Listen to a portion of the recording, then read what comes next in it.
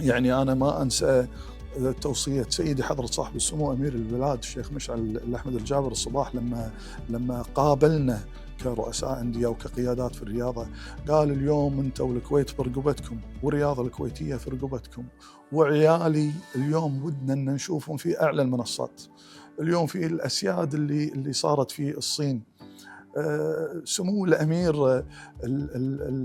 هو رئيس الدولة الوحيد اللي وقف بين جميع رؤساء العالم ويحيي أبنائه وهم داخلين داخل الملعب. هذا في حد ذاتها ترى تعطيك أنت دافع بأن أبونا الله يحفظه ويطول في عمره هو داعم للرياضة والرياضة. فإحنا اليوم إن شاء الله ما علينا خوف، والرياضة الكويتية أنا أوعدك يعني نعم، كل دولة في العالم يصير فيها مطبات، صحيح. ولكن اليوم الرياضة الكويتية يعني بقربي من مثلا اللجنة الأولمبية الكويتية أو هيئة الرياضة أو القياديين في الرياضة الكويتية، نعم اليوم قاعدين نعمل وقاعدين نجتهد، ومسي عليه بالخير معالي الوزير عبد الرحمن المطيري أيضا راسم استراتيجية لو تقراها راح تقول نعم اليوم إن شاء الله رياضتنا في المستقبل القريب راح تكون بخير إن شاء الله. حلو.